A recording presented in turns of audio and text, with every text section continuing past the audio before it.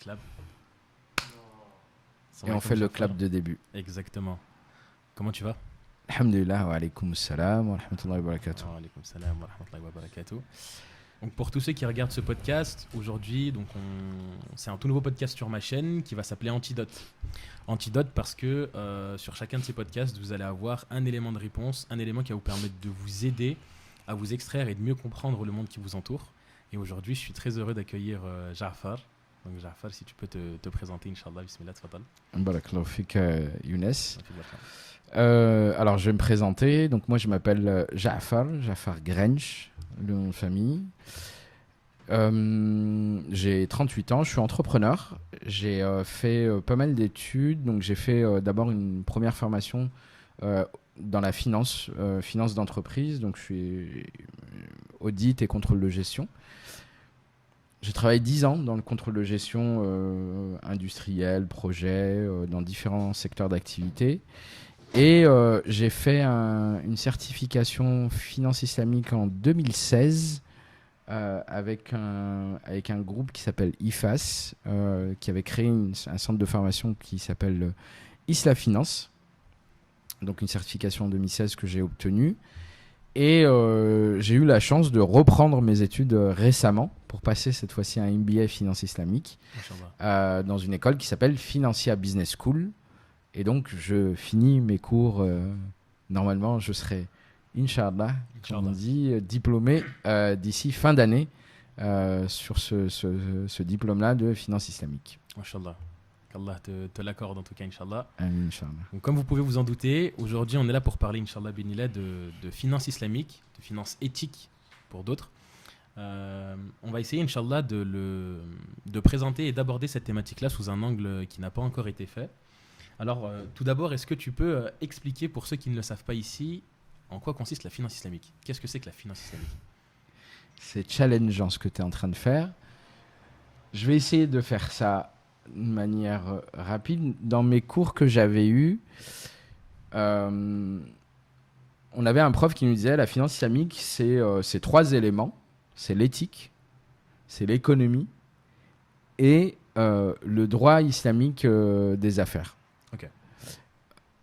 Droit islamique des affaires, alors, est-ce que ça existe vraiment? C'est plutôt une branche en vérité de la jurisprudence islamique qu'on appelle fiqh al-mu'amalat. Qu'est-ce que c'est fiqh al-mu'amalat? Peut-être le dire rapidement. En vrai, la jurisprudence islamique, elle est sur 3 blocs différents. On a un premier bloc qui est plutôt lié à l'adoration, donc le lien qu'a l'être humain avec son créateur, avec son Seigneur. Donc ça, c'est fiqh al-ibadat, ça va être la prière, ça va être le jeûne, ça va être le pèlerinage. Avec ses propres règles, avec notamment une règle de base qui est tout est interdit, sauf ce que me disent les textes. Une personne va venir demain me dire que je fais 7 prières au lieu de 5, puisque la base, c'est 5 prières, point barre. Ensuite, on a un deuxième petit bloc qui s'appelle fiqh al-usra, donc qui va être en lien avec la famille. Donc ça va être le mariage, ça va être tout ce qui va être mariage, divorce, héritage. Et donc ça, c'est un bloc à part, avec des règles à part. Et enfin, le dernier gros bloc de tout ça, fiqh al-mu'amalat, c'est tout ce qui va être le lien entre l'humain avec l'humain.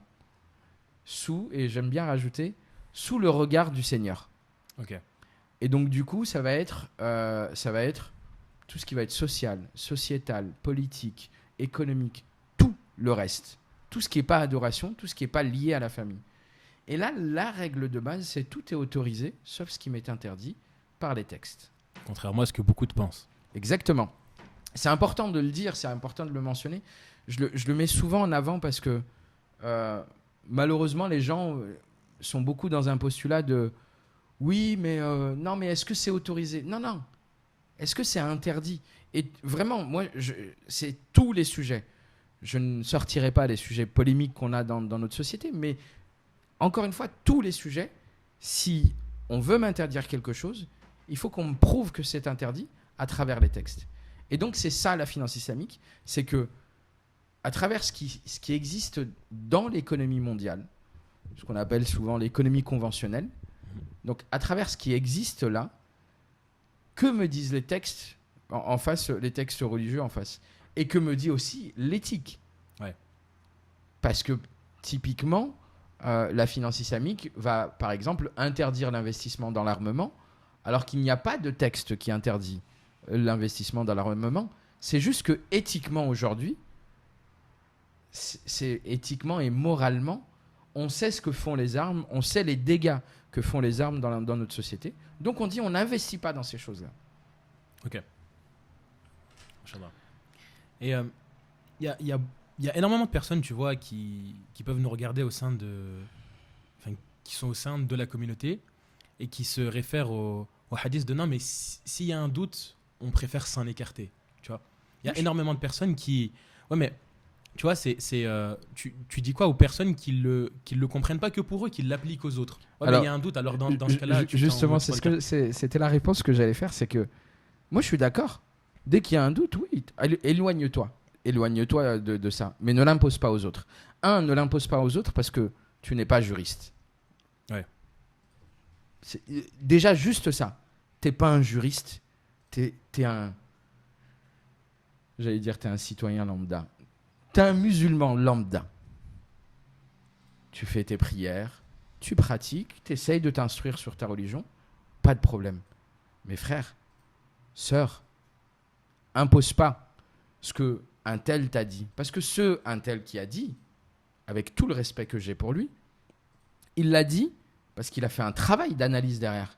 Il a fait un travail d'analyse de texte coraniques, de textes basés sur le hadith, de textes basés sur les avis religieux qui existaient avant, d'outils juridiques musulmans sur lesquels ils ont fait un gros travail. Et généralement, quand il dit « je ne fais pas ça », ou j'ai un doute sur ça, c'est ce savant-là ou ce juriste-là, c'est parce qu'il a fait tout un travail d'analyse derrière. Et moi, ce qui me pose problème aujourd'hui, dans notre société, dans la société musulmane, dans ces gens-là qu'on voit, c'est qu'en fait, ils viennent en disant « Ouais, mais Cheikh Antel a dit. » Ok.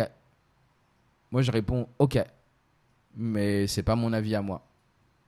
Moi, j'ai un autre cheikh qui peut te dire le contraire de ce que tu viens de me dire. Bien sûr, ouais. Et donc, laissez cet effort-là, laissez cet effort d'analyse-là à ceux qui sont outillés pour ça. Et Dieu sait qu'il y a énormément de personnes qui sont outillées, que ça ne se limite pas à des savants qui sont que en Arabie Saoudite. Les savants sont dans le monde entier. On peut en avoir en France, on peut en avoir en Angleterre, en Europe, on en a. On a des savants en Europe, rassurez-vous, il en existe. On en a en Afrique, on en a dans les Indes, Moyen-Orient, Malaisie, les Amériques. Donc, on a des savants de partout. Arrêtez de vouloir nous cantonner à un avis religieux restreint qui est une production saoudienne, avec tout le respect que j'ai pour ces savants-là, qui sont d'ailleurs principalement de l'école juridique hanbalite. Ouais. Principalement. Moi, qui pratique plus un rite malikite, j'ai beaucoup de respect pour ce que disent les imam Ahmad ibn Hanbal et les savants qui suivent cette école-là, qui d'ailleurs suivent à travers des outils, comme quand on dit « je suis l'école malikite », c'est les outils qui sont utilisés et pas une personne, un tel ou un tel. Et c'est très amusant parce que c'était vraiment le débat que j'ai eu ce week-end avec des amis de la famille. Et donc ça me rappelle ce que j'ai eu ce week-end-là, avec exactement la même manière de faire, où des personnes essayent d'imposer des fois des idées. Là, c'était pas trop dans ça, parce que du coup, on était vraiment dans un échange constructif. Mais malheureusement, ça existe des gens qui veulent imposer absolument leurs idées. Ouais. Tu sais que subhanallah, ce que tu dis, ça me rappelle une anecdote. Un jour, il y a un frère qui est parti étudier en Mauritanie, mais qui a dû faire des milliers de kilomètres pour rejoindre un village avec un savant qui lui suit le rite malikite, etc. Et quand il est arrivé en énonçant ce savant-là, à des gens qui, eux, suivaient des personnes d'Arabie Saoudite. On lui a dit non, mais t'es un égaré, etc. Et lorsque une personne a fait l'effort de partir questionner ces savants-là sur le savant imminent qui avait instruit cette personne-là, ils ont dit mais si ce savant-là dit blanc, nous on le suit. C'est notre savant à nous. On tire notre science de lui. Tu vois, subhanallah. Et ça m'avait fait rire parce qu'il y a ce côté médiatique, comme tu l'as dit, mis en avant, qui fait que parce que c'est un savant qu'on entend, qu'on voit, et qui se dit savant, bon bah lui c'est un savant et les autres pas. Alors qu'en réalité, subhanallah, il y a une très grande hikmah dans le fait que la plupart des savants aujourd'hui qui sont des savants, on n'en entend pas parler. Il faut faire un effort spirituel pour connaître leurs prénoms, pour partir étudier vers eux, etc. Donc, subhanallah. Je suppose que ça devait être Cheikh Marabat. Ouais. Ouais. Subhanallah. Cheikh Marabat, c'est quand même une sommité qui est décédée il y a quelques années maintenant, Ouais. mais qui est une sommité et quelqu'un de très humble qu'on retrouvait dans une région qu'on appelle Chinqit en Mauritanie, qui est d'ailleurs, pour moi, c'est là où il y a une grande production de jurisconsultes à travers le monde. L'Arabie Saoudite, d'ailleurs, quand on parle d'Arabie Saoudite, l'Arabie Saoudite doit le retour des sciences religieuses dans ce pays-là à un Mauritanien, Cheikh Mohamed Amin Chinqiti, qui vient de Chinqit et qui a évolué dans ces milieux-là auprès de ces gens-là là-bas. Subhanallah. D'où le fait de s'instruire et d'apprendre. Mashallah. Exactement. C'est très important. Je peux juste rajouter une chose Bien sûr. parce qu'on parle aussi à des Français Ouais. et on parle aussi à des personnes francophones. Et quand tu m'as posé la question tout à l'heure sur la finance, c'est quoi la finance islamique, je voulais dire également que le droit français en a parlé. Et je vais vous lire le texte, ce que dit le bulletin officiel des impôts qui a été publié en février 2009. Comment c'est défini la finance islamique dans ce bulletin officiel des impôts, hein, c'est gouv.fr, hein, ça finit avec gouv.fr, les sites dans lesquels on va retrouver ce texte-là. Je vous mettrai le lien en description. C'est la finance islamique se rapporte aux instruments financiers utilisés par les investisseurs qui souhaitent investir dans le respect des principes du Coran et notamment du principe de la prohibition de l'intérêt. Donc ça, c'est ce que dit le droit français, le bulletin officiel en France sur la finance islamique. Je le dis maintenant parce que je sais qu'on abordera un peu plus tard dans nos échanges sur qu'est-ce qu'on peut faire en France ou pas. Ouais. Et vous verrez qu'on peut faire des choses en France. Yes, Inch'Allah. Moi, je rebondis sur l'intérêt. Qu'est-ce que tu réponds aux gens qui pensent que la finance islamique, c'est que riba et que intérêt?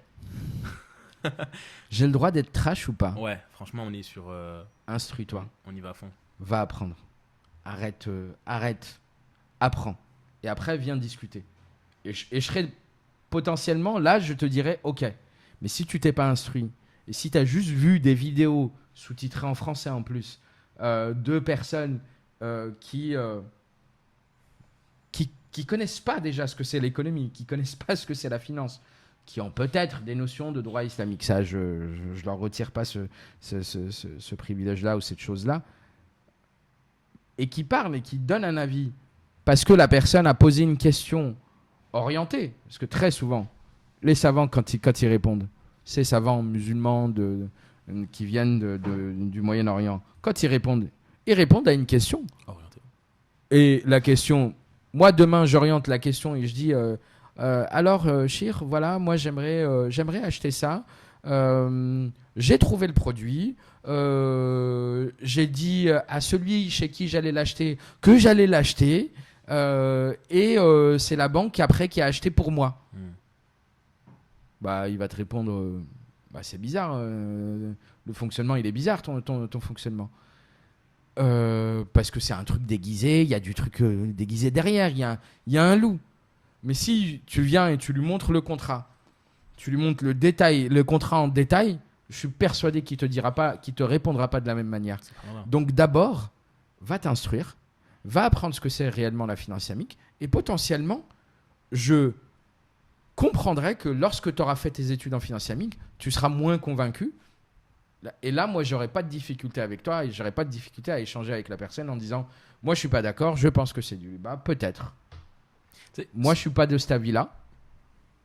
Mais quand tu connais pas, va apprendre. » Ce que tu dis sur la question orientée vers nos savants, il y a un imam lors d'un prêche qui a donné un exemple parlant. Il disait, vous prenez deux personnes qui ont la même problématique et qui s'entendent mal avec leurs épouses dans leur couple, tu vois. Il y a l'un qui va voir un savant, donc c'est le même savant, et qui va dire, Ya shir, ça va mal dans mon couple, est-ce que j'ai le droit de prendre une autre épouse? Et a dit, le shir va répondre automatiquement, oui, parce que la question qu'on lui a posée, c'est est-ce qu'il a le droit de? Le second va voir le shir et lui dit, Ya shir, ça va mal dans mon couple, est-ce qu'il est préférable que je prenne une autre épouse? Il disait, très grandement, le savant va lui répondre, non, il faut d'abord que tu te comportes bien avec ton épouse, que tu essaies de trouver des problèmes, etc., tout, avant d'en prendre une deuxième. Même problématique, deux réponses complètement différentes, simplement par rapport à la question que la personne a donnée. Et ça, il y a beaucoup de personnes qui l'oublient, c'est que nos savants, ce sont comme des moteurs de recherche, et en fonction des questions qu'on va poser, on va avoir des réponses complètement différentes.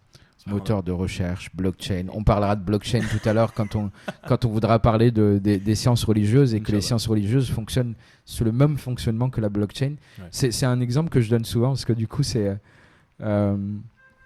pourquoi je parle de blockchain dans les sciences religieuses? Parce qu'en fait, quand vous prenez...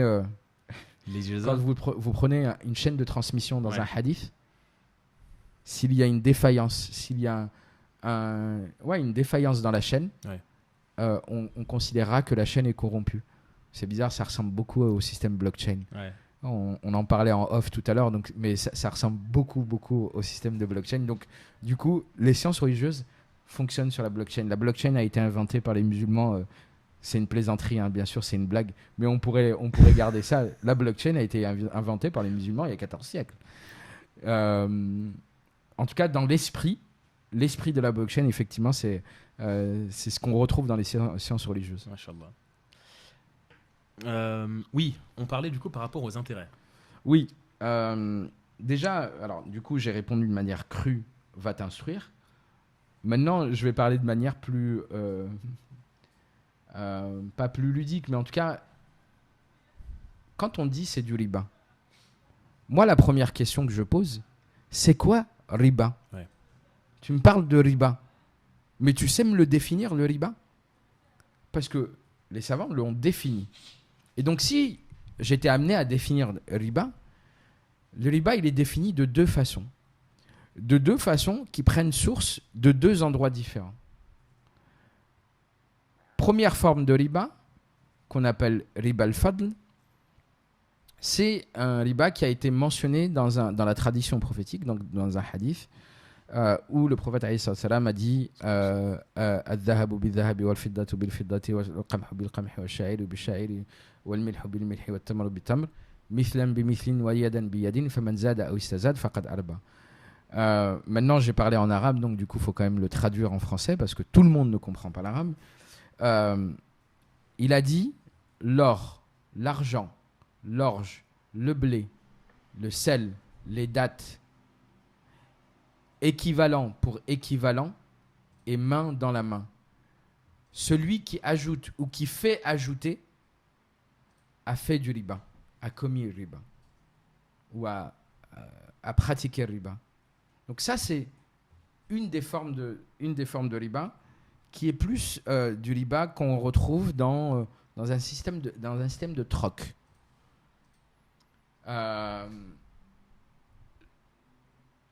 Les savants ont catégorisé ça en deux gros blocs dans ces choses-là. Premier bloc, or, argent, qui serait considéré comme étant des éléments monétaires. Et deuxième bloc, des produits de première nécessité, blé, orge. Ok. Donc, il y a ceux qui disent non, on se cantonne qu'à ces quatre éléments-là. Et il y a ceux qui disent ça s'élargit parce que tout ce qui va ressembler à l'or et à l'argent, eh ben, ça rentre. Donc, tout ce qui va être élément monétaire, ça rentre dedans. Et donc, dans l'échange qu'on va avoir, c'est équivalent pour équivalent et main dans la main. Et du coup, on sépare ces blocs-là. Prenons un exemple, parce que c'est toujours plus parlant quand on prend un exemple. Et je vais même prendre une histoire véridique qui s'est passée au temps du prophète alayhi salam avec Bilal ibn Rabah radhiyallahu anhu. Bilal ibn Rabah radhiyallahu anhu, il prend les dates de Banu Quraïda qui étaient Non, pas de Banu Quraïda, mais d'une autre tribu un peu plus lointaine que Médine, qui avait des dattes de très grande qualité, de meilleure qualité que les dattes de Médine. Et lorsqu'il échange les dattes contre les dattes, il avait donné, par exemple, ça, donc c'est une unité de mesure, un ça des dattes de l'autre village un peu éloigné de Médine, contre 2 ça, donc 2 fois la quantité de dattes d'une moindre qualité. Et quand on est proche du Ramadan, je prends l'exemple de Degla et de l'Mejhoul. Ouais. Là, comme ça, c'est parlant. Degla, on va arrondir, c'est 5 € le kilo. Le Mejhoul, c'est 15 € le kilo pour arrondir. Dans la logique qu'on aura pour tous, si je donne 1 kilo de Mejhoul, je dois recevoir 3 kilos de Degla. Ouais. Ça, c'est la logique. Et bien, que dit le droit musulman sur ça? Il dit 1 kilo pour 1 kilo. On va me répondre, oui, mais c'est pas la même qualité. Sauf que là, ce que dit le hadith, c'est 1 kilo pour 1 kilo. Et l'échange doit se faire tout de suite. C'est-à-dire que le 1 kilo que je donne, qui me donne en Mejhoul, je dois donner le 1 kilo tout de suite. Si je décale ça ne serait-ce que d'une journée, j'ai fait du riba. Là, ça rentre dans ce qu'on avait préparé sur les pratiques qu'on peut avoir dans le quotidien. Ouais. Une autre pratique, et là, mesdames, je vais vous parler plutôt à vous, c'est sur l'or. Pourquoi je dis mesdames? Parce que du coup, l'homme n'est pas censé porter l'or, mais ça, c'est un autre sujet. Sur ces échanges-là, on connaît tous les qualités d'or. L'or, elle a ses qualités. On a du 18 carats, du 24 carats, tout ça. Pourquoi ces carats-là? Parce que, en fait, c'est une histoire de quantité d'or à l'intérieur d'un bijou. La logique voudrait qu'un 24 carats coûte forcément moins cher qu'un 18. Si je fais de l'échange d'or, j'ai 100 grammes de 18 carats, je dois recevoir 100 grammes de 24 carats. On va me répondre, oui, mais non, mais c'est pas possible, parce que sinon après, y en a un qui va être lésé. Et bien à ce moment-là, vendez le 18, prenez l'argent et rachetez du 24. Ça, c'est autorisé. Et c'est d'ailleurs ce que répond dans le hadith avec Bilal ibn Rabah, c'est ce qui est répondu. C'est prends, vends et rachète. Okay. Mais en troc, c'est non. Donc c'est là où l'argent a son importance. C'est là où l'argent a son importance. Okay. Allez, j'ouvre tout de suite la porte du Forex. Parce que les gens adorent parler du Forex tout de suite à ce moment-là. Allez, vas-y. Oui, mais comment on fait avec le Forex? Est-ce qu'on peut ou pas? Bah, moi, ma réponse, c'est est-ce que l'échange est immédiat? Si c'est non, ça pose problème. Bah oui. Je ne suis pas en train de donner une fatwa. Clairement, je ne donne pas de fatwa. Mais juste, j'analyse et je décortique la chose.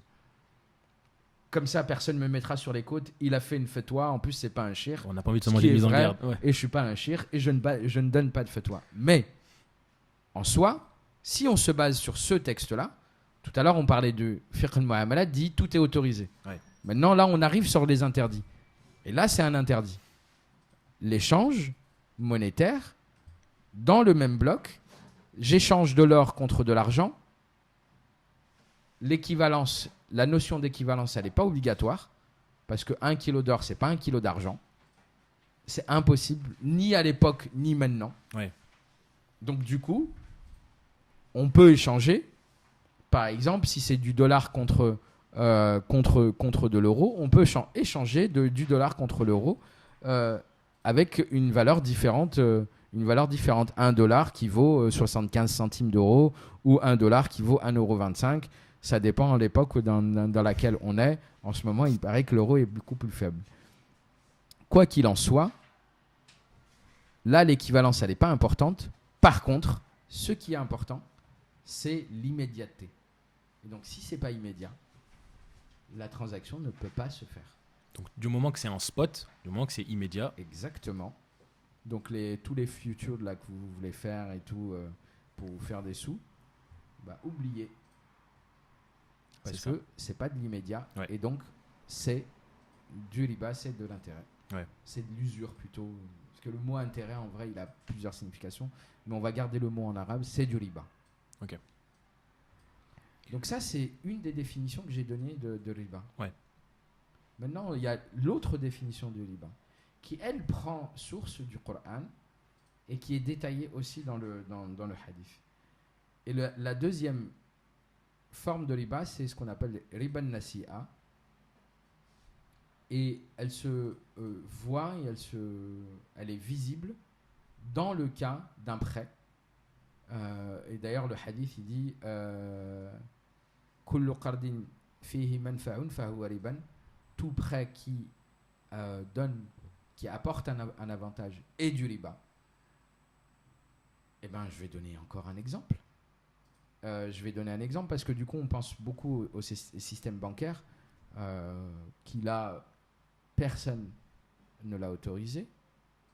Même s'il y a encore une frange de savants qui disent que le prêt bancaire, c'est pas forcément du riba, mais c'est très minoritaire. Mais il y a quand même des gens qui sont venus sur la masse d'avis, qui ont zoomé, qui ont dit ok, parce que ça nous arrange. Bien sûr. Tu vois ? Bien sûr. Et on parlera pas de la fatwa. On parlera de la fatwa juste après la fatwa de 1991. Ouais, vas-y. Celle des savants européens, qui n'a d'ailleurs pas autorisé le riba. Et qui d'ailleurs sont revenus sur la plupart des choses qui... Oui. Ouais. Oui, la plupart d'entre eux aujourd'hui disent on regrette parce qu'on se rend compte que les gens n'ont pas compris nos textes. Mais comme dirait, trop tard le mal est fait, c'est ça ? Exactement.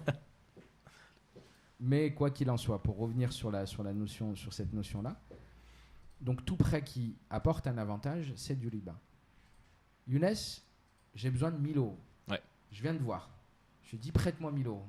Tu me réponds, ok. Je te donne 1000 euros, tu me rendras 1000 euros. Jusqu'à présent, tout va bien. Ouais. Il n'y a pas d'avantage. Tu m'as prêté 1000, je te rends 1000. Mais, tu as mis une condition à ça.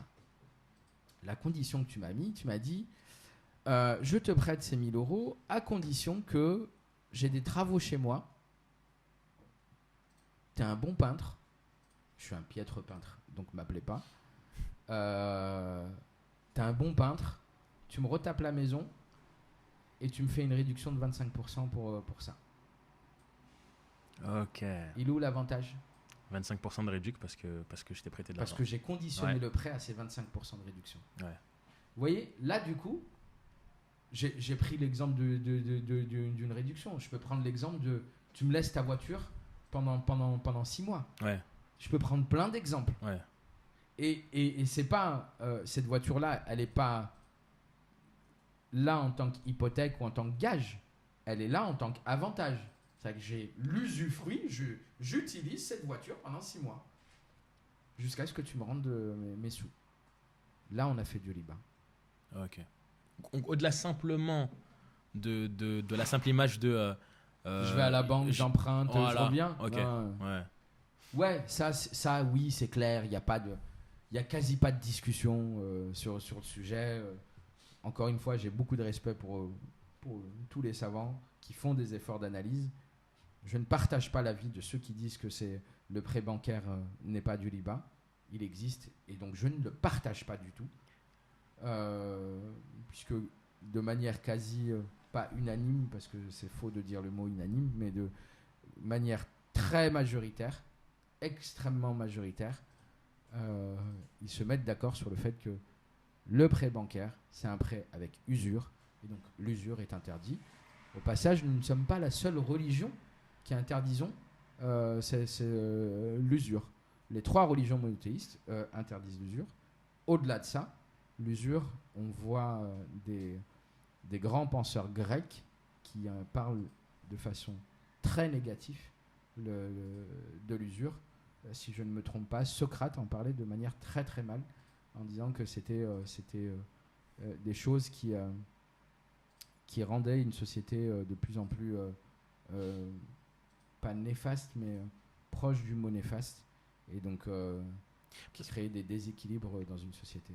C'est ça en fait, c'est que la plupart des gens qui cherchent à rendre, euh, je dirais, l'intérêt dans le sens bancaire comme on le connaît aujourd'hui, halal, on oublie de chercher à savoir pourquoi est-ce qu'Allah Azza wa Jal, il a rendu ça haram. Dans les 3 religions monothéistes, comme tu le dis. En fait, aujourd'hui, pour que vous le compreniez, si jamais il y a certaines personnes qui sont de confession juive ou chrétienne et qui vont faire des emprunts, c'est parce que dans leur tête, elles sont, bien évidemment, elles profitent un petit peu.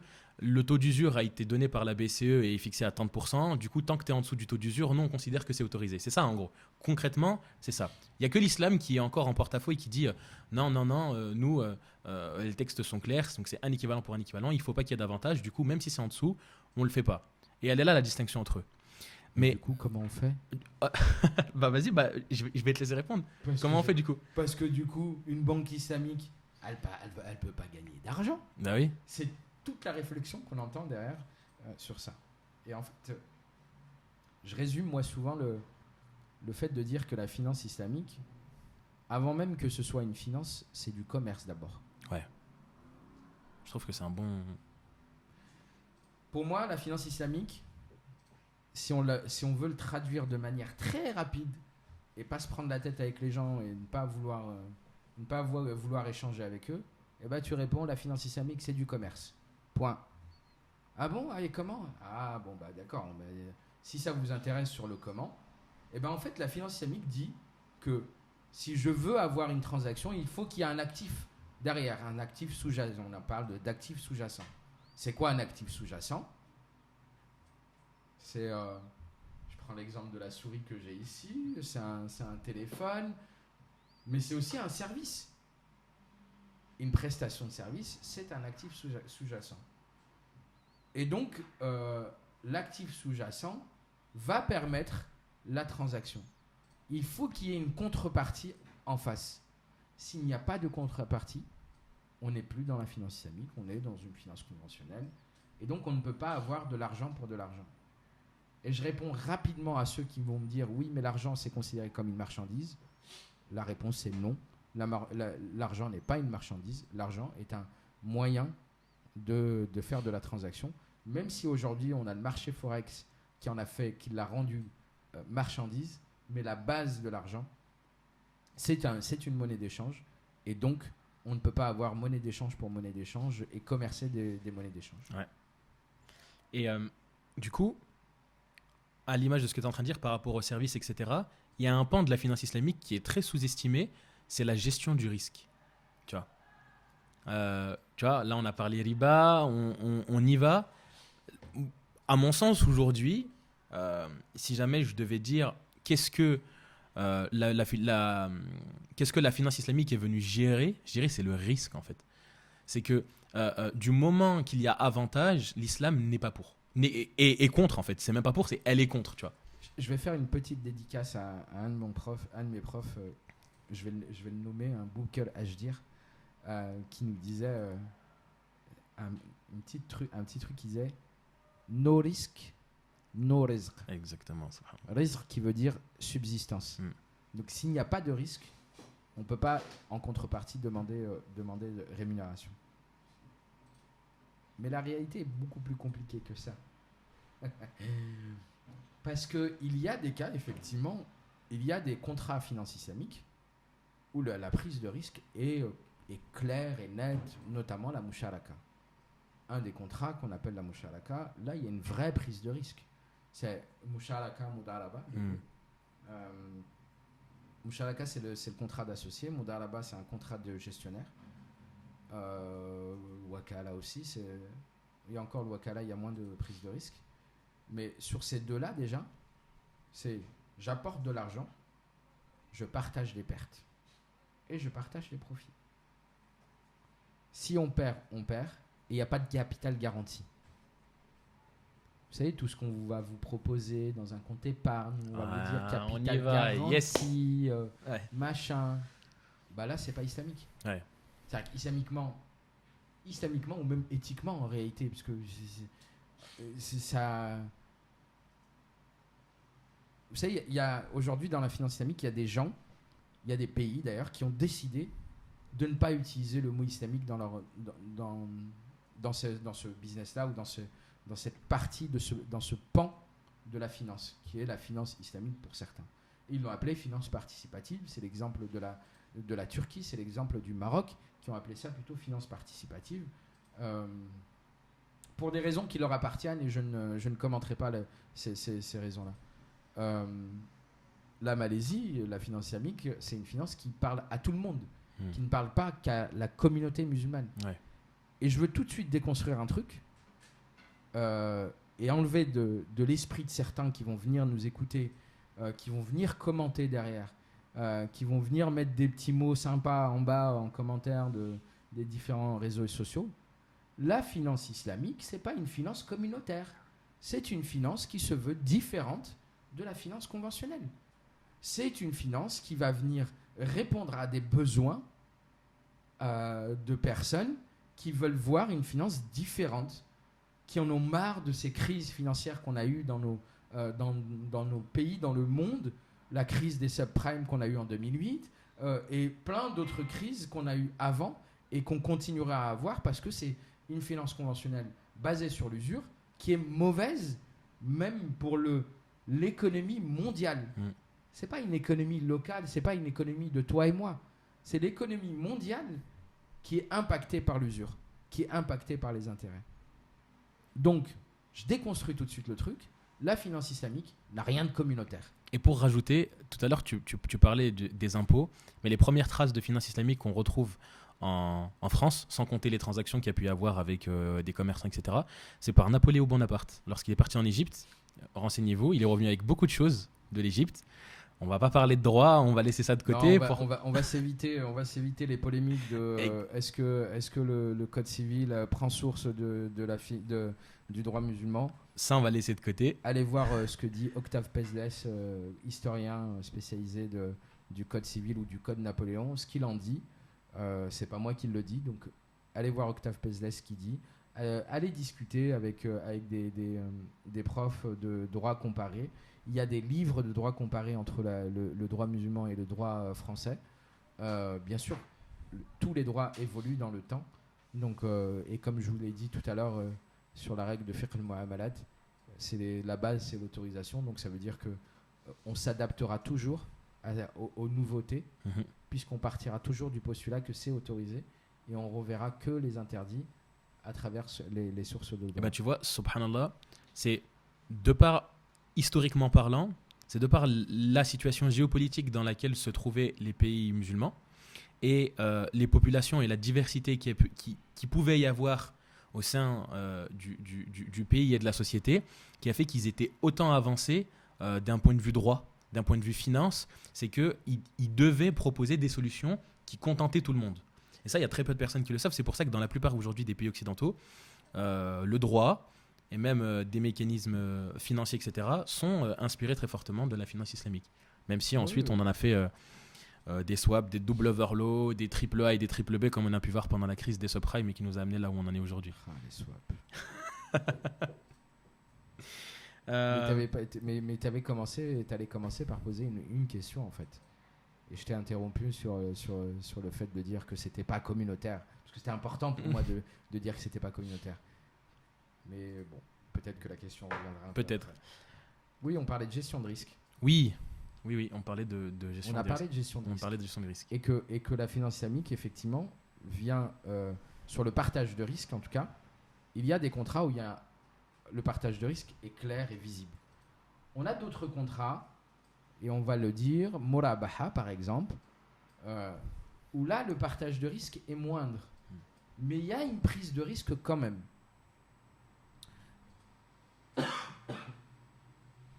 La prise de risque, elle se fait lorsque l'établissement financier prend possession du bien. Puisque dans les autres éléments qui sont importants dans la finance islamique, et donc un petit message pour nos entrepreneurs, lorsqu'on vend quelque chose, on doit être en possession de la chose. Oui. Dropshipping. Et dropshipping, si vous voulez, on pourra en parler un jour. On pourra revenir ici en reparler un jour. Inch'Allah. Mais moi, ma réponse sur le dropshipping, c'est oui et non.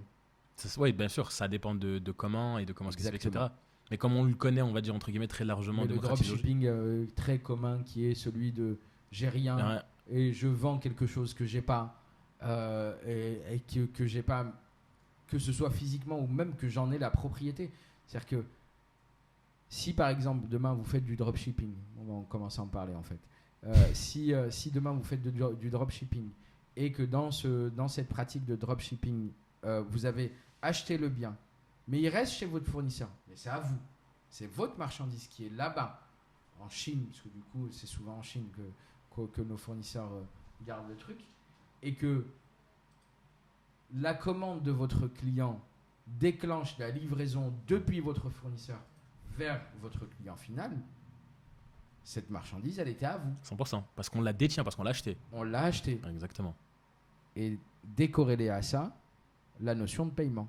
Vous l'avez acheté, vous l'avez toujours pas payé, c'est quand même à vous.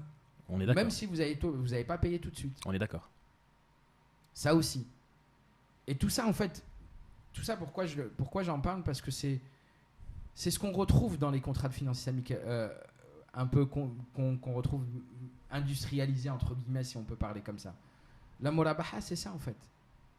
La murabaha, c'est... on reprend l'exemple de ma petite souris. Pas celle qui court, hein, mais celle qui sert à faire bouger, montrer mon écran sur l'ordinateur. Je veux l'acheter. Younes, tu as cette souris-là, tu es propriétaire de cette souris.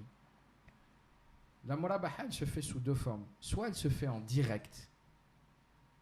Et la notion et le principe même de la murabaha, c'est le fait que moi, je connaisse la marge que fait Younes. C'est-à-dire que moi, tu me dis, cette souris, je l'ai achetée à 50 € et je te la revends à 80 €. Là, on vient de faire un contrat de murabaha. Pourquoi? Parce que je sais combien tu l'as acheté et je sais à combien tu me la vends. Et donc, je connais ta marge. Ça, c'est des pratiques d'ailleurs qu'on retrouve beaucoup. Moi qui mes parents originaires du Maroc et quand j'allais au Maroc, dans les négociations dans le souk, le gars, il arrivait, il disait ouais, allez, je te donne 30 € de bénéfice. Là, on vient de faire un contrat de murabaha. Il n'est pas écrit, hein, mais c'est la pratique murabaha. Pourquoi? Parce que je connais la marge que fait le vendeur. Bien sûr, je mise sur l'honnêteté du vendeur. Et bien sûr, on est tous honnêtes dans la vie, donc tout va bien. Parce que c'est le principe même et c'est l'éthique même du musulman, c'est d'être honnête dans sa pratique. Donc ça, c'est une des formes de murabaha. Mais la murabaha, je peux rajouter un intermédiaire au milieu. Et donc, comment je rajoute cet intermédiaire au milieu? C'est que toi, Younes, tu es en possession de cette souris. Moi, je passe par un établissement financier qui est là. Ou même, c'est pas un établissement financier. C'est une personne qui a plein d'argent, qui sait plus quoi en faire.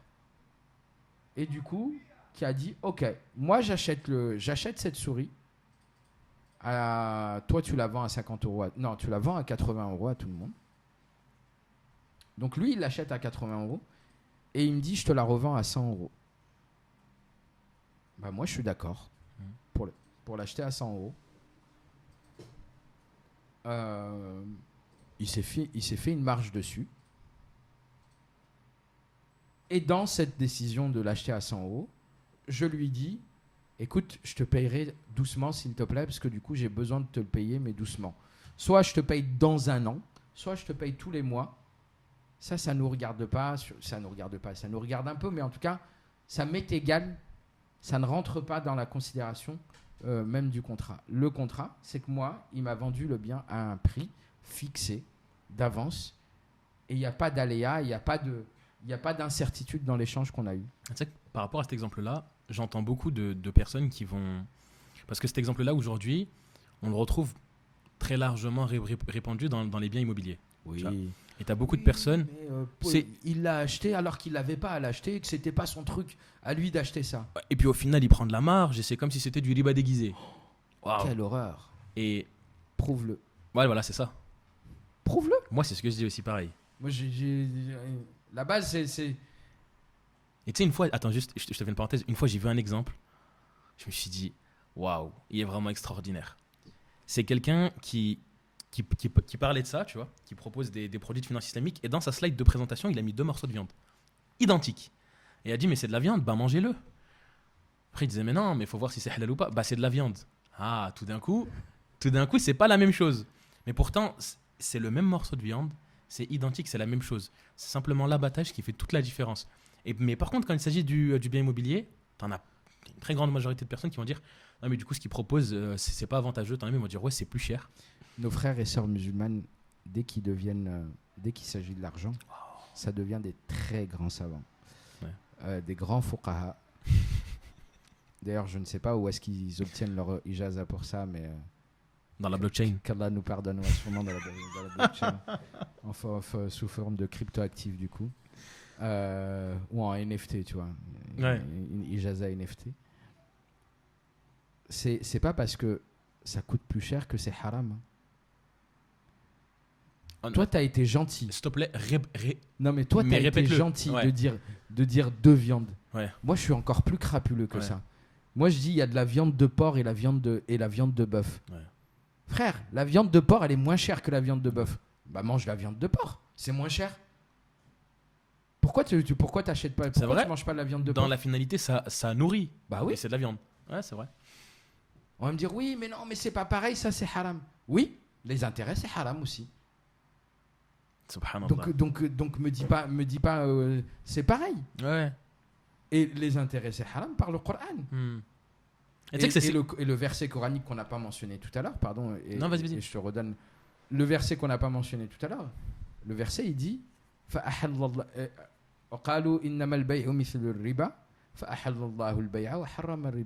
et ils ont dit que le commerce c'est comme l'usure, c'est pareil. Elle est où la différence? Au prorata, c'est pratiquement le même exemple que ce qu'on entend aujourd'hui. Hein. Oui. Parce que c'est une transaction commerciale d'acheter, de revendre et de se faire de la marge. Exactement. Entendez bien. Donc il a dit, ils ont dit à cette époque-là, bah, elle est où la différence? C'est la même chose. Et d'ailleurs, ils ont dit, innamal bay'u mithlu riba. Les savants musulmans, quand ils analysent ce verset-là, ils disent que quand ils ont dit ça, quand les personnes qui sont venues voir le prophète dire ça, ils ont mis comme norme le riba et comme accessoire le commerce. Que la base c'est riba et l'accessoire c'est les transactions commerciales. Et là, il y a un rééquilibrage. Le verset, il rééquilibre la chose et il dit fa'ahallallahu al-bay'a wa harrama riba. Ok, le commerce est autorisé et le riba c'est interdit. Mais il n'y a pas de discussion avec ça. Anis Lajnef, je sais pas si tu connais, tu as déjà entendu parler. Ancien trader, Masha'Allah, qui aujourd'hui a compris le système monétaire, etc. et qui s'est intéressé aux questions de finance islamique, a pointé la différence qu'il y a entre les deux. En fait, c'est le statut. Une dette, c'est une dette. Elle se transmet de génération en génération. Si tu ne la payes pas, tu es obligé, à un moment donné, de recouvrer ta dette. Même par des arrière-petits-enfants, etc. Et, tout, et ça se transmet dans l'héritage. D'ailleurs, dans le droit français, c'est comme ça. Exactement. Dans le droit islamique, c'est comme ça. Dans tous les droits du monde, dans tous les droits du monde, c'est comme ça. Une transaction commerciale, non. Demain, il se passe quelque chose. La banque a pris le risque. C'est un partage des risques de manière équitable. Ça ne se transmet pas. Et du coup, l'impact sur l'économie n'est pas le même parce que d'un autre côté, on fait grimper l'économie réelle quand dans l'autre, on consomme ce qu'on est censé consommer dans le futur. Et quand il a dit ça, mon rapport au système macroéconomique a complètement changé en fait. C'est qu'aujourd'hui, on est dans une consommation entre guillemets de produits financiers sans fin, en boucle, où tout le monde peut faire rouler la dette comme il veut. D'ailleurs, c'est ce qu'on voit avec les milliardaires, etc. Que tu peux utiliser des systèmes et des mécanismes où tu peux faire et tu peux mettre tout et n'importe quoi pour qu'au final, les personnes qui t'ont prêté de l'argent le retrouvent par n'importe quel moyen. D'ailleurs, comment se financent aujourd'hui les entreprises? C'est beaucoup avec les effets de levier. Exactement. C'est-à-dire qu'aujourd'hui, les mecs, ils ont l'argent, mais ils passent par un prêt bancaire pour justement faire un effet de levier, pour permettre de... Et en fait, ça génère quoi? Ça génère du fictif, ça génère du vent. Et en fait, ce vent-là crée des bulles. et des bulles qui pètent comme des ballons de baudruche Exactement. au moment des crises. Exactement. 2008, Exactement. 1929, Mm. et on peut encore... Et il y a eu plein de crises dans le monde, et on en aura encore hein, qui vont arriver. Ah, Je vais pas faire le mec Nostradamus, bientôt Conspirationniste, vous allez avoir une crise, mais les économistes et les financiers le savent, qu'il y a des cycles en fait, et ces cycles-là, elles viennent régulièrement, les écarts dépendent du fonctionnement mondial aussi, des prises de position politiques, et certains d'ailleurs s'étonnent même qu'il n'y en a pas eu dans ces derniers temps. On a eu la crise récemment suite à la guerre en Ukraine, entre les Russes et l'Ukraine. C'est une crise ça va, pour l'instant ça va, mais je pense que ça ne saurait tarder, le pétage il va tarder dans pas longtemps. je suis 100% d'accord avec toi. Moi j'avais une demande. Vas-y. T'as parlé de Anis Lagenef. Ouais. Moi j'espère vraiment qu'Anis Lagenef sera à ma place demain. Je veux qu'il soit là. Et que en fait il parle et qu'il dise les choses mieux que moi en fait. Ah, mais je veux qu'il soit là. Bon on fera en sorte C'est qu'il dans soit là. mes objectifs, ouais. Je veux qu'il soit là. Et tu sais que c'est ces mêmes personnes-là ensuite qui vont dire ouais, mais du coup maintenant boucler les fins de mois c'est compliqué, tu vois. Et tu vois, c'est encore une fois, on pense, tu sais, subhanallah. Il y a pas longtemps, je suis sorti parce que tu vois, tu penses business etc et tout, et au final t'as du mal à te concentrer, et je suis juste parti marcher, et je repensais, tu vois, un petit peu au podcast qu'on allait faire, et le premier truc qui m'est venu, c'est l'islam est venu pour que l'on fonctionne comme une communauté, qu'on pense global, c'est-à-dire de manière universelle, intemporelle, qu'on pense au futur, qu'on pense à nos enfants, qu'on pense à notre prochain, humanité. Et aujourd'hui, on ne fait que penser à soi. Et du coup, c'est ce qui donne les problématiques qu'on a aujourd'hui. Si les gens s'attardaient à comprendre comment est-ce que les produits financiers fonctionnent de manière globale à l'échelle mondiale, on ne se retrouverait pas avec toute une population de personnes qui sont de confession musulmane à dire oui, non, mais aujourd'hui, on a besoin pour devenir propriétaire, pour ci, pour ça, parce que demain, quand j'aurai ma retraite, comment je vais faire pour payer mon loyer, il faut que je sois propriétaire. Sinon, t'en as carrément qui disent mais de toute façon, l'inflation, elle augmente, les taux d'intérêt, ils sont en dessous, donc tranquille, c'est pas haram. Tu vois, si les gens pensaient et savaient comment ça fonctionnerait, tu vois, Iqra bismi rabbika alladhi khalaq, subhanallah. La meilleure des années, le meilleur des mois, le meilleur des anges, le meilleur des hommes, le meilleur des livres, et le premier verset, c'est celui-ci. Et qu'est-ce qu'on a au final? Toute une génération de personnes qui ne s'instruisent pas, qui ne connaissent pas, qui n'apprennent pas, et du coup, on se retrouve à devoir, entre guillemets, expliquer des choses, alors que si simplement ils avaient fait un effort, comme tu as dit, d'ouvrir le Coran et de lire, ils l'auraient su. Ils ont dit que le commerce était la même chose que l'usure. Allah Azza wa Jalla, il a dit on a autorisé le commerce et on interdit l'usure. Subhanallah. On va faire un peu de spiritualité du coup. Allez, c'est parti. Lorsqu'on parle de... En fait, un croyant, c'est quoi? Un croyant, c'est quelqu'un qui se soumet aux ordres du divin. Exactement. Il va essayer de comprendre, mais il se soumet d'abord aux ordres du divin. Et comme j'ai dit tout à l'heure, il y a le droit musulman, il fonctionne d'abord sur un principe d'autorisation. Et il n'y a aucune incompatibilité d'ailleurs entre vivre ici et pouvoir pratiquer sa religion. Ça aussi, c'est une réponse aux petits haters qui vont venir après. Parce que, en fait, les interdits sont faibles. Et les interdits qu'on a, en fait, on se soumet. Alors, bien sûr, oui, le porc, c'est interdit, mais pourquoi c'est interdit? Moi, ça me fait sourire quand on me dit le porc, c'est interdit parce que la viande de porc ne pouvait pas se conserver en Arabie. Mais il n'y avait pas de porc en Arabie, ça n'existait pas, le porc en Arabie. Ni le porc, ni le sanglier n'existaient dans ces territoires-là. D'ailleurs, le porc et le sanglier, on le retrouve plus dans des milieux un peu plus tropicaux qu'équatorial. Donc du coup, venez pas me raconter des conneries en me disant que ça se conservait mal. Parce que, purée, fallait mettre énormément de temps pour ramener ça. Et en fait, c'était pas possible. Donc, mais il vient l'interdire. Donc, la première chose qu'on doit dire sur ça, c'est OK, je me soumets à cet interdit-là. Ouais, exactement. Si j'arrive à analyser le pourquoi, bah, tant mieux pour moi. Ouais. Aujourd'hui, on arrive à analyser le pourquoi. Effectivement, un problème de conservation. Effectivement, il y a un problème sur la viande en elle-même qui est fortement cancérigène. C'est pas moi qui le dis. Hein. C'est des scientifiques, biologistes, pas du tout musulmans d'ailleurs, qui le disent. Donc voilà, après vous faites comme vous voulez avec ça. Mais moi, je vous dis que finalement, c'est pas plus mal qui nous a été interdit.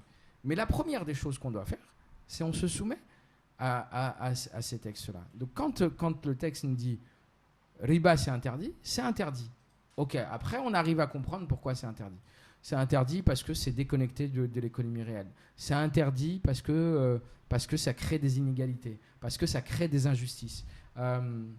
Et donc, nous qui aujourd'hui prônons la justice sociale, la justice environnementale, toutes ces formes de justice qui existent dans le monde, et ben en fait, les textes religieux viennent dans ce sens-là. D'ailleurs, au passage, dans le droit musulman, il y a ce qu'on appelle les principes directeurs. On a 5 principes à faire attention, sur lesquels il faut faire très attention. Et si elles sont en violation de ces principes-là, donc ça veut dire que le texte n'est pas en raccord avec ce qui est demandé. Donc c'est quoi ? C'est la protection de la vie humaine. Donc ça répond à tous ceux qui font des conneries et qui font des choses atroces et horribles dans le monde. Donc il faut protéger la vie humaine. Et quelle que soit la vie humaine, elle n'est pas forcée d'être musulmane. La protection de la pensée. Donc on protège les pensées des uns et des autres. Et on accepte, et on ne fait pas que tolérer, mais on accepte volontiers la différence qui peut exister avec les autres, donc la différence de pensée. C'est ce qui fait qu'on a plusieurs courants dans notre religion, mais également le fait que des gens d'autres confessions ont vécu pendant des siècles et des siècles en communauté avec les musulmans. On parle beaucoup de chrétiens d'Orient, mais si l'islam voulait faire disparaître les chrétiens d'Orient, il l'aurait fait il y a 14 siècles. 100%. Et pourtant, ça fait 14 siècles que les chrétiens sont sur cette terre-là et pratiquent leur foi de manière libre sur ces terres-là. On nous parle de tolérance. Non, mais juste, il faut faire un parallèle. On nous parle de tolérance et de société et de dire que l'islam est une société intolérante. Et on prend l'exemple de l'Angleterre, etc. et tout par rapport à l'Europe. Je fais une parenthèse parce que ça me tient à cœur. À l'époque, il y avait des tribunaux chrétiens où les musulmans ne se mêlaient pas. Il y avait des dirigeants qui gouvernaient, entre guillemets, et qui géraient l'affaire des religions, que ce soit juifs ou chrétiens. Ouais. Ils devaient simplement payer un impôt. Si une guerre était déclarée, ils ne devaient pas combattre.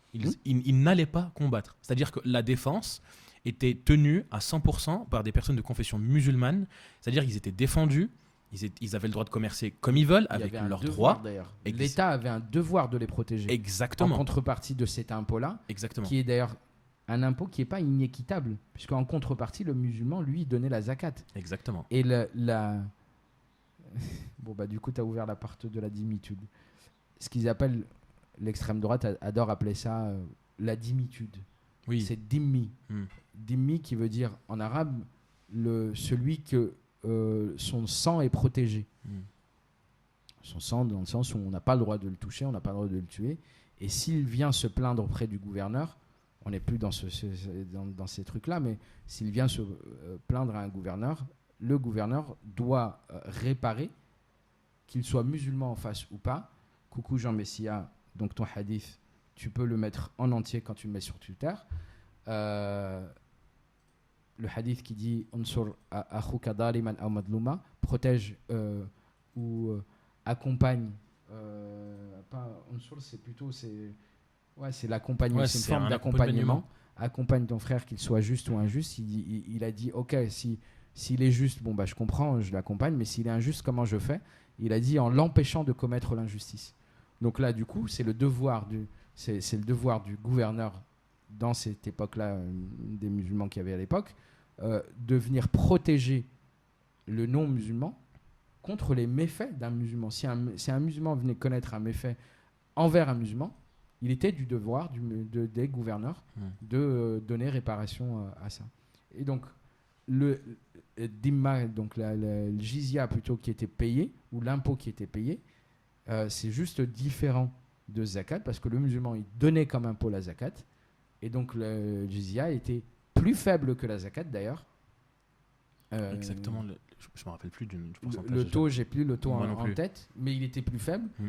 Et si la personne n'avait pas les moyens, Elle le paye pas. elle ne le payait pas. Exactement. Et elle avait même le droit à des allocations de la part du gouvernement en place. Musulman. Donc maintenant, remettons l'église au milieu du village. Et, comprenez pourquoi est-ce qu'il y a appartons les autant de choses. chrétiens et qui n'ont pas bougé de ces régions-là, et de personnes de confession juive aussi. Parenthèse fermée, mais il fallait... Fermé grande, parenthèse très fermée. Mais fallait le clarifier, je pense. Exactement. Euh, On revient sur la finance islamique. On revient sur la finance islamique, ouais. Donc, comme tu as dit tout à l'heure, on en avait parlé, les produits aujourd'hui de finance islamique. Déjà concrètement, contrairement à ce qu'on peut penser, aujourd'hui ta formation elle est en France, faite par un organisme français, délivrée en France, reconnu. Et je vais arrêter de parler, mais c'est juste pour... On n'a pas de royalties avec l'école qui fait ça. Mais non. Sinon je suis tenu obligatoire. Peut-être après. Mais là pour l'instant il n'y en a pas. Et effectivement, personne n'a de royalties. Si, moi j'enseigne dans cette école. Ouais. Moi j'enseigne la finance d'entreprise, donc du coup ça n'a pas de rapport aujourd'hui avec la finance islamique, mes enseignements ou les cours que je donne à mes élèves. Et d'ailleurs, je parle souvent de cette formation-là. Et quand je parle de cette formation-là, on me dit souvent, monsieur, vous pouvez nous expliquer ce que c'est, s'il vous plaît? Donc je prends un aparté, 10 minutes d'aparté pour expliquer rapidement ce que c'est. Là, vous avez la chance d'avoir 1 heure d'aparté, donc c'est encore mieux. On a parlé de formation, donc on va peut-être parler de formation rapidement, et après on parlera... Je pense que ça pourrait être bien, pour ceux qui veulent approfondir le sujet. La finance islamique aujourd'hui, elle est enseignée en France depuis 2009. Donc depuis 2009, il y a plusieurs formations qui ont été faites de finance islamique. Aujourd'hui, ça s'est concentré sur une seule école. Donc c'est une école qui est sur Paris, qui s'appelle Financia Business School, dont le fondateur expliquait quand il a voulu lancer cette formation-là, disait moi, si j'ai une école de finance et que je ne propose pas toutes les formes de finance qui existent dans le monde, je ne suis pas une vraie école de finance. Donc c'est pour ça qu'il a proposé de la finance islamique, une formation de finance islamique.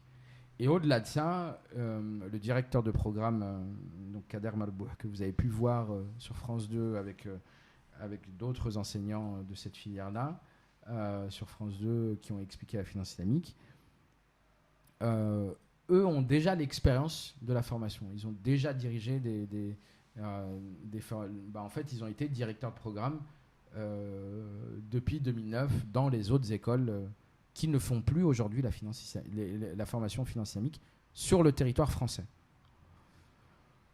Donc, cette école-là aujourd'hui propose un MBA finance islamique qui se fait sur 1 an avec des cours, mais vraiment assez poussés.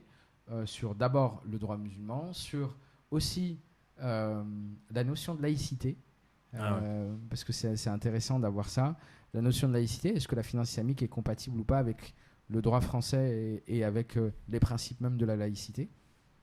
Petit scoop, c'est compatible. C'est pour ça que c'est écrit dans le droit français. Il y a des produits, en tout cas, où il y a des contrats, des formes de contrats qui sont proposés. Donc c'est pas des produits... Pardon Anouar, mais ce n'est pas des produits, c'est des contrats qui sont écrits dans le droit français. Si je m'excuse auprès d'Anouar, c'est parce que c'est mon prof qui nous avait dit que s'il y en a un d'entre vous qui dit produit, je m'énerverai. Donc voilà, je m'excuse devant lui. Moi, j'écris produit en question, du coup je vais me faire taper par monsieur Anouar. Non, les produits, il existe. Ouais. Mais c'est les contrats. Ok. Quand on parle de Moulabaha, la Moulabaha, c'est un contrat, c'est pas un produit. Okay. Quand on parle de musharaka ou d'ijara, c'est des contrats, c'est pas des produits. Ok. Et après, les produits viennent utiliser ces formes de contrats-là. D'accord, ok. Donc, pour finir sur la partie formation, vous avez donc ce MBA-là, et il y a eu également une certification qui est proposée. Donc, la certification, elle vient plutôt décortiquer rapidement, donner un avant-goût du MBA aux gens.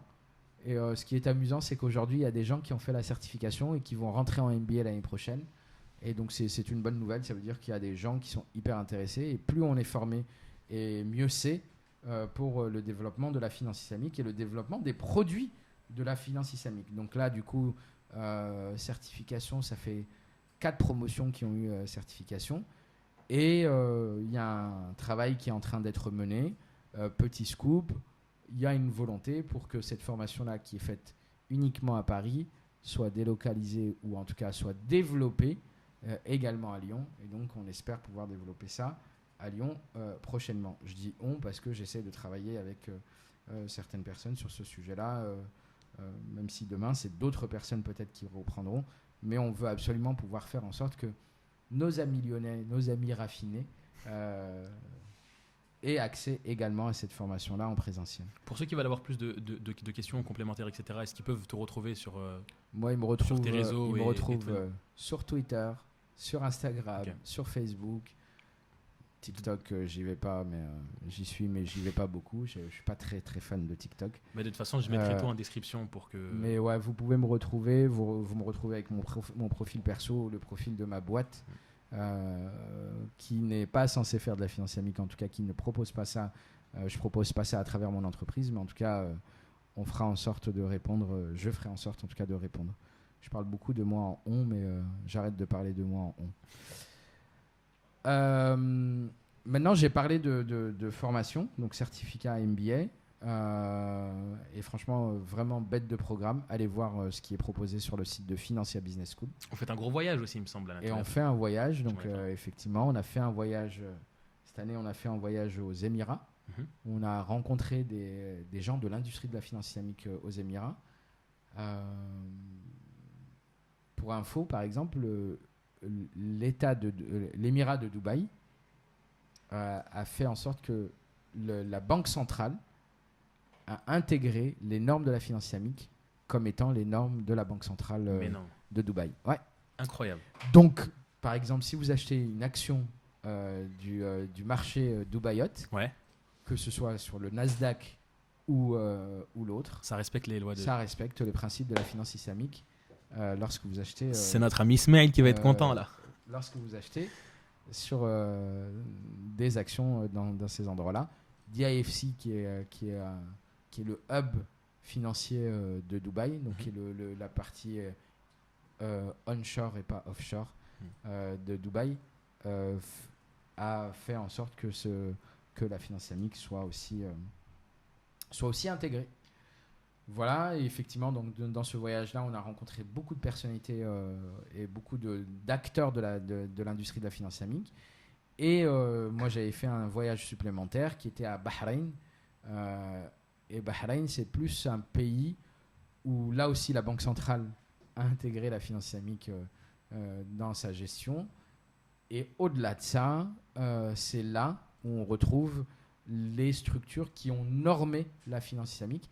C'est dommage que je n'ai pas ramené avec moi le bouquin, mais j'avais un bouquin de normes de finance islamique en français qui a été traduit en français. Tu me l'enverras en photo, je le mettrai, Inch'Allah. Avec plaisir.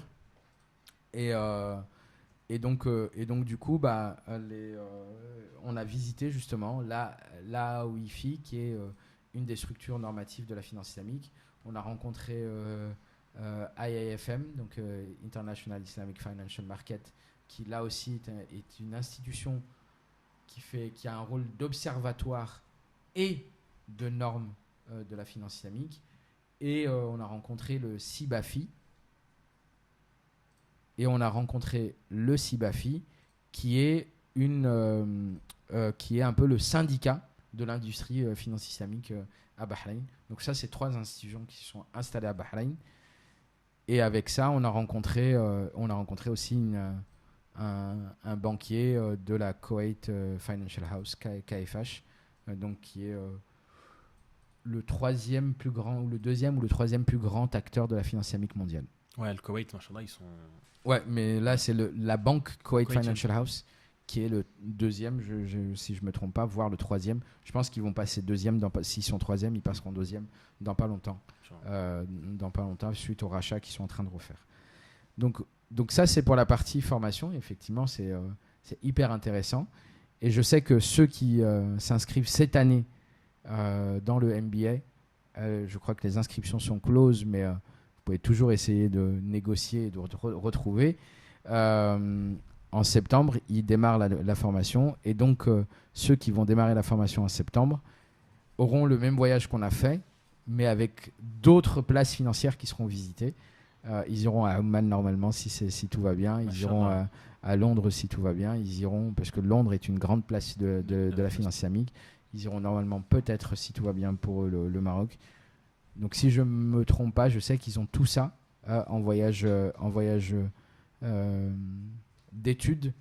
Donc vraiment, si vous êtes intéressé pour découvrir la finance islamique et en même temps rencontrer les acteurs de terrain et ceux qui vont vous parler terrain de la finance islamique, faites-la, cette formation, elle est vraiment intéressante. Et en plus, elle n'est pas si chère que ça.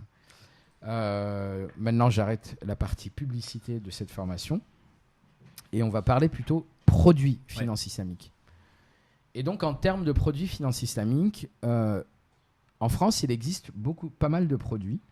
On a tous entendu parler de 570 Easy. Easy, donc EASI, qui propose des contrats Murabaha, du coup, qui ont financé, je crois, plus de 300 millions d'actifs. 300 millions d'euros d'actifs. J'ai entendu parler, ouais. Ils ont dépassé la barre des 1000 biens. Oh, largement. Ouais, c'est 1000 biens, c'est à minima 1000 biens par an, en fait, qu'ils font aujourd'hui. Machallah. Donc, c'est même pas 1000 biens tout court, c'est 1000 biens par an qu'ils font. D'ailleurs, 570 Easy n'est pas une banque, mais est un intermédiaire qui travaille avec les banques. D'accord. Donc, qui va travailler avec Shabi Bank, notamment, et qui va travailler avec d'autres banques françaises qui souhaitent taire le nom. Mais si vous cherchez, vous pouvez trouver. On ne dira pas de partir regarder du côté de Crédit Agricole, par exemple. Je pensais à une autre banque, moi, du coup. Ouais. Mais, tapez et vous allez trouver, vous inquiétez pas. Exactement.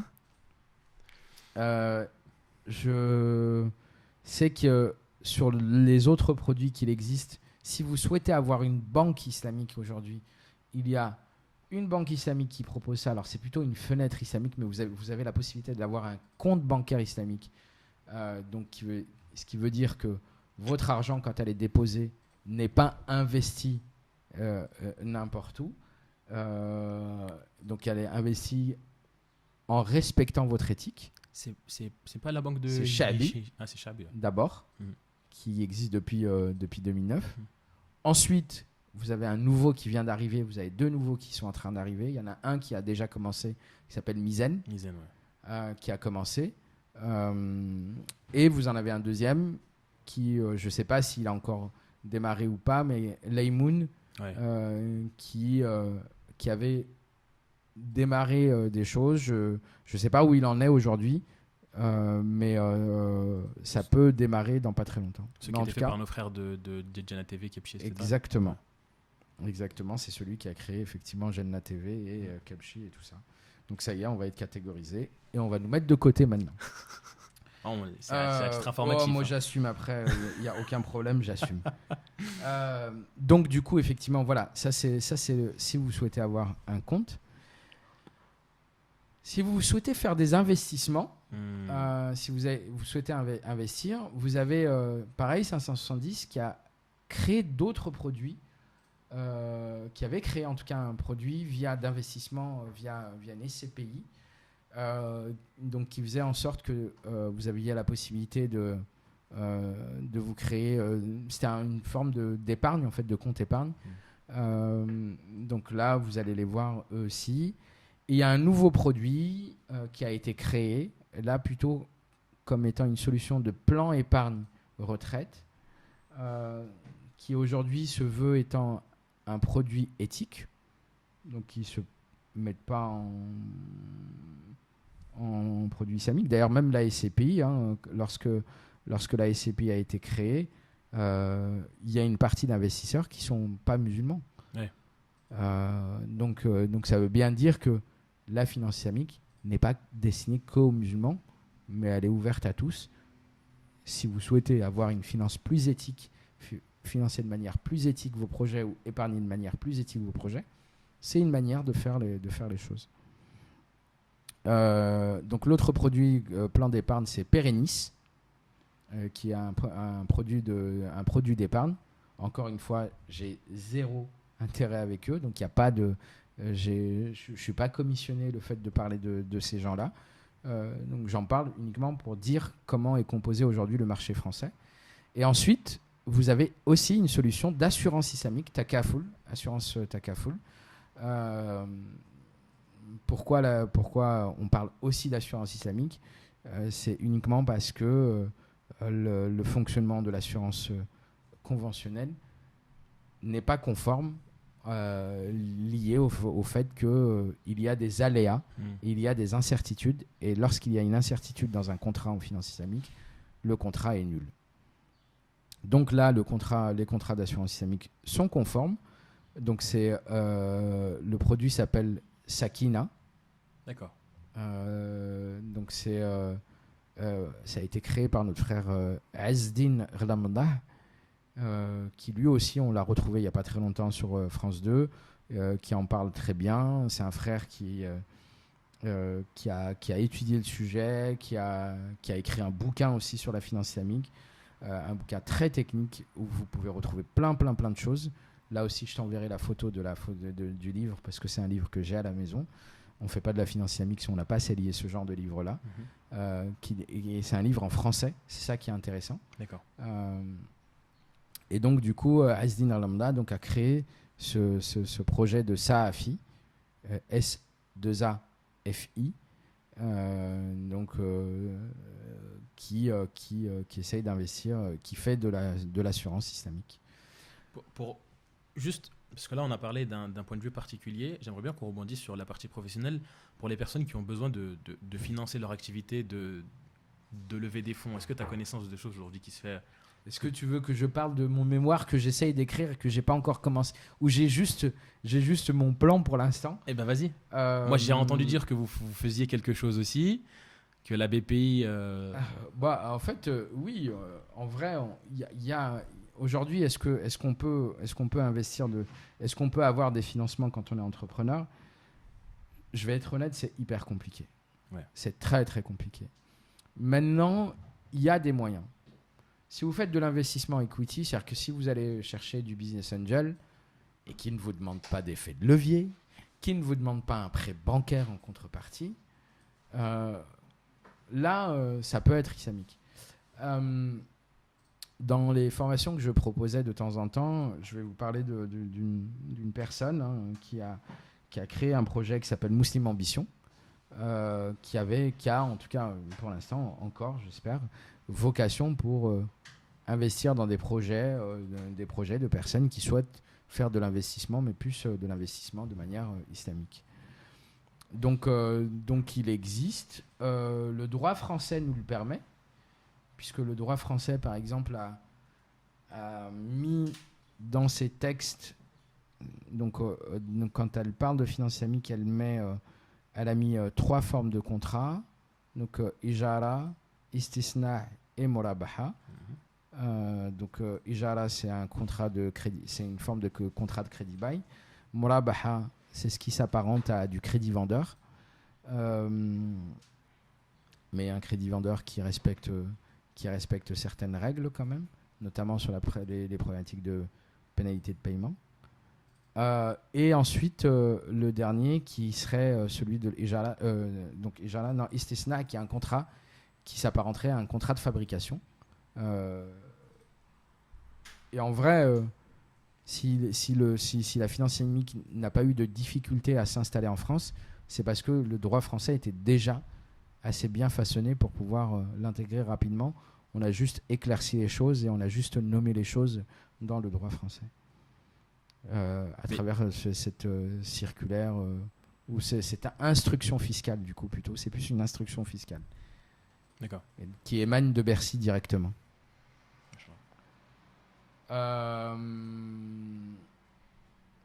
Pourquoi j'en suis venu là? Parce qu'on parlait d'autre chose avant. On parlait de la facilité d'investissement. On parlait de facilité d'investissement. Et donc, il y a aussi une quatrième instruction qui a parlé de soukouk, qui sont les soukouk, c'est un sec et des soukouk. Et les soukouk, c'est de l'investissement obligataire. C'est ce qui s'apparenterait aux obligations aujourd'hui. D'accord. Sachant que les obligations aujourd'hui, bancaires, ne sont pas islamiques. Oui. Très clairement, il n'y a rien d'islamique dedans. Ouais. Mais les soukouk, on prend l'état d'esprit des obligations. D'accord. Et on en fait un produit avec un actif. Systématiquement, on met un actif en contrepartie. Okay. Donc avec ces différents contrats-là, on a la possibilité de faire du financement. Est-ce qu'il y en a difficilement? Pourquoi? Parce que je pense qu'il y a plusieurs problématiques. La première des problématiques pour moi, c'est le consommateur lui-même. C'est que le consommateur n'a pas été demandeur. Je ne remets pas la faute sur vous. Mais si vous ne faites pas des demandes, si vous n'allez pas voir vos banques et vous dites « je veux investir, mais je veux que ce soit fait de manière qui respecte mon éthique », si vous ne dites pas les choses, les banques en face vont dire « il n'y a pas de problème en fait, il n'y a pas de souci ». C'est offre-demande, hein, c'est bête et méchant. C'est dans le commerce, il n'y a ni religion, c'est offre-demande. Si une grande majorité de personnes vont voir les banques aujourd'hui et demandent... elles vont sentir le filon et elles vont mettre en place des choses. À savoir qu'elles le font déjà dans les pays étrangers, mais parenthèse fermée. L'argent n'a pas d'odeur. Exactement. La Société Générale, vas-y. La Société Générale propose des produits de finance islamique dans les autres pays. La BNP, Crédit Agricole, HSBC. HSBC. Toutes ces banques-là ont des contrats de finance islamique, ont des produits finance islamique dans les pays du Moyen-Orient notamment, parce qu'il y a une demande. Qui respectent des normes, qui sont sharia compliance, avec des sharia à bord, avec des savants, etc. Et tout. Allez sur Internet, vous allez tout trouver. Mais vraiment, c'est... Et c'est pour ça aussi, quand on veut, on peut. On va saluer la prouesse de nos amis de chez Naali, machallah, qui se sont mis dans cette vision-là. D'ailleurs, je vous invite à aller voir Naali, c'est des produits de safranothérapie. Je sais pas si Ja'far, t'as la boîte ici. J'ai pas la boîte, mais j'ai le produit. Bah nickel. Il vous le montrera. C'est des produits en fait faits à base de safran, donc anti-stress, qui font énormément de choses. Voilà, des petites gummies comme ça. C'est ça. Et qui se sont mis dans... Que j'ai pas pris. D'accord. Du coup, ça va, je suis pas stressé. Ouais. Mais que j'aurais pu prendre avant parce qu'il y a des coups de stress des fois ici. Hein. Machallah. Et en fait, on réussit à lever, alors je dirais pas les chiffres, mais vraiment beaucoup d'argent, 100% de manière licite. De manière éthique, oui. De manière éthique. Parce que du coup, on peut le faire. En réalité, et ils ont même aujourd'hui, on peut le dire parce qu'ils communiquent dessus. Jean-Michel, comme on l'appelle, Jean-Michel Aulas. Jean-Michel Aulas au sein de leur société. Alhamdoulilah, ça fait plaisir de voir cette prouesse-là, mais parce qu'ils ont fait l'effort, comme tu disais. Ouais. Voilà. Et du coup, par exemple, eux, ça a été fait de manière... Alors, ça a été fait sous la forme d'equity, ce qu'on appelle l'equity. Donc, c'est l'entrée au capital qui a fait que en fait, les investisseurs ont posé l'argent, ils sont partis avec eux. Ils ont eu confiance en eux. Donc, en fait, c'est ça le truc. C'est que si on veut que ces choses-là se développent de plus en plus, il faut que vous, comme moi, allons voir nos banques, allons voir les institutions de financement et de leur dire « moi, ça ne me va pas ». Aujourd'hui, la BPI, par exemple, propose des prêts d'honneur. Prêts d'honneur, il n'y a pas de souci. Malheureusement, la contrepartie, c'est qu'il faut qu'il y ait un levier et donc il faut qu'il y ait un prêt bancaire à côté. Et donc là, ça pose problème. Mais en tout cas, un prêt d'honneur, c'est possible. Attention juste à ceux qui vous disent, je ne citerai pas le nom de ceux qui vous disent ça, mais vous avez des structures qui vont vous dire, mais nous, on propose des financements qui respectent l'islam. Parce que c'est des gens qui m'ont abordé une fois, en tant qu'entrepreneur, en me disant mais si vous avez besoin d'argent, nous on fait de la microfinance, qui respecte votre éthique. C'est un imam qui nous l'a dit. C'est pas parce qu'il est imam qu'il est en capacité de parler. Pour moi, il faut qu'il ait les notions d'économiste, de droit et de droit musulman. Donc il faut qu'il ait au moins un minima les trois. Donc, tout à l'heure, quand on disait la finance islamique, c'est 3 éléments, c'est le fiqh al-mu'amalat, l'économie. Souvent, c'est des gens qui ont très peu de fiqh al-mu'amalat et qui ont 0 économie. Ouais. Et qui vont venir vous expliquer comment on doit faire la finance. Donc non, laissons ça à des gens qui sont vraiment outillés pour parler de ça. Donc pour rebondir sur ce qu'on disait, je regarde l'heure qui tourne en fait et je me dis que les 1 heure on les a dépassés. Largement. Mais c'est bien. Pour revenir sur la partie... où est-ce qu'on s'était arrêté? Parce que des fois, ça m'a... Microfinance. Sur la microfinance, sur les gens qui sur ceux qui vous disent que vous pouvez investir de manière qui respecte votre éthique et tout. Méfiez-vous parce qu'en réalité, elle ne respecte pas. Elle ne respecte pas de par le contrat en lui-même, en fait. Donc, lisez bien le contrat et vous verrez. Ou même si vous voulez que je le lise, si vous voulez faire lire ça à d'autres personnes, lisez-les et vous allez voir que c'est pas du tout compatible avec votre éthique religieuse. Il faudra qu'on continue à se battre. Je pense que c'est des gens qui sont de bonne volonté. Ces gens-là ont voulu faire ça pour permettre à des gens qui n'ont pas accès au financement bancaire d'avoir des financements. Mais ils se sont loupés parce qu'ils n'ont pas construit avec les gens qui sont du sujet, qui ont travaillé le sujet depuis X années.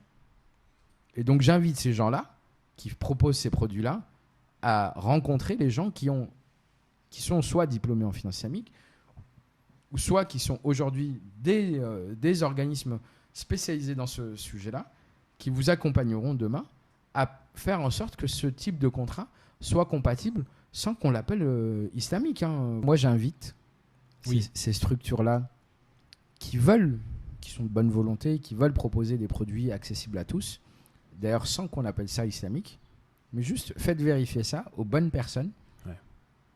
Moi, je vous invite par exemple à rencontrer un cabinet comme IFAS qui est spécialisé, qui est reconnu mondialement sur cette thématique-là de la finance islamique. Ils sont sur toutes les places. C'est un cabinet qui est sur toutes les places de finance islamique mondiale. Ils sont installés à Paris, ici en France. Et depuis Paris, ils travaillent avec toute la zone francophone, toutes les zones francophones, donc France, Belgique, Angleterre, pas Angleterre, pardon, mais Luxembourg, Afrique aussi. Afrique. Ouais. Donc vous pouvez faire appel à ces gens-là. Ils ont un bureau à Londres, ils ont un bureau à Kuala Lumpur, ils ont un bureau à Manama, à Bahreïn. Donc c'est des gens qui sont vraiment en place. Et je crois qu'ils ont un bureau à Casablanca aussi. Et donc, du coup, ils sont vraiment, vraiment en place dans ce sujet de la finance islamique. Ils ont accompagné beaucoup, beaucoup de structures de finance islamique et beaucoup d'acteurs de finance islamique au niveau mondial. Donc, si vous voulez vraiment que vos produits soient compatibles et puissent répondre à ces principes-là, encore une fois, sans forcément vouloir absolument mettre le mot islamique, mais au moins vous dire, ok, il y a quelque chose qui existe. Là, on l'a fait certifier, on l'a fait valider via tel organisme qui nous ont validé que c'est compatible. Donc faites attention à ça.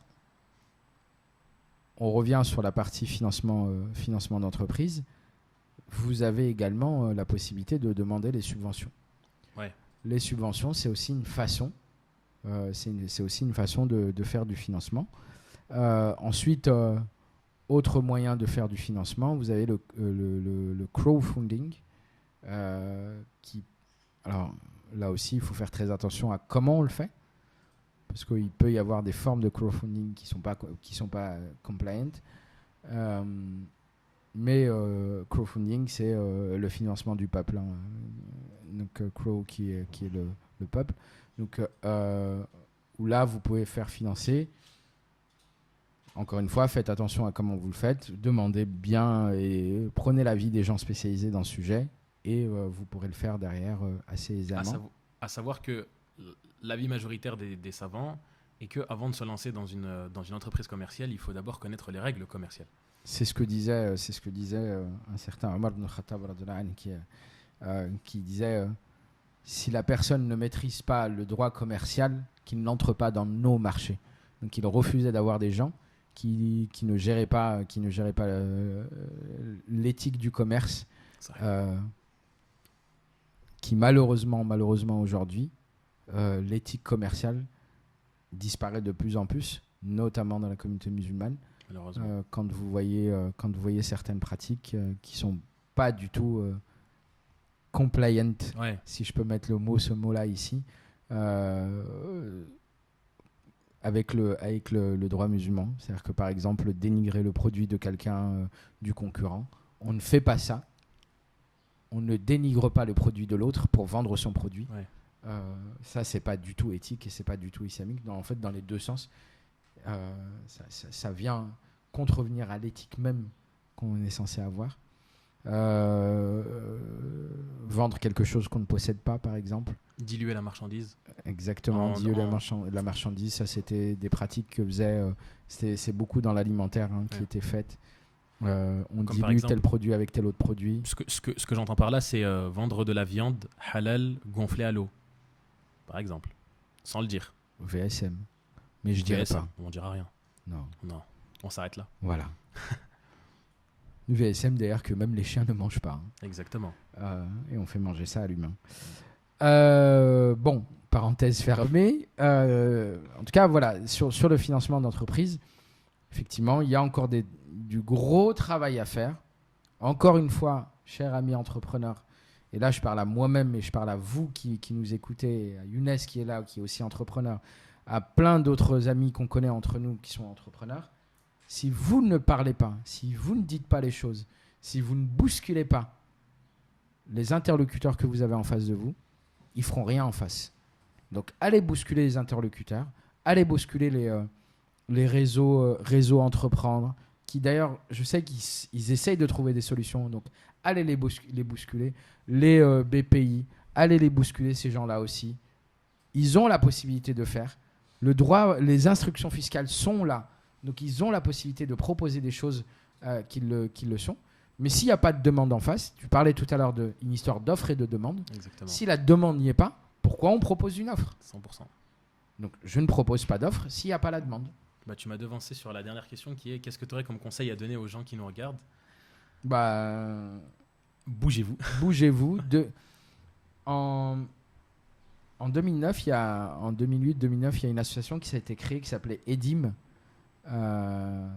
qui avait justement cette vocation de trouver des solutions de financement éthique, des financements islamiques à l'époque.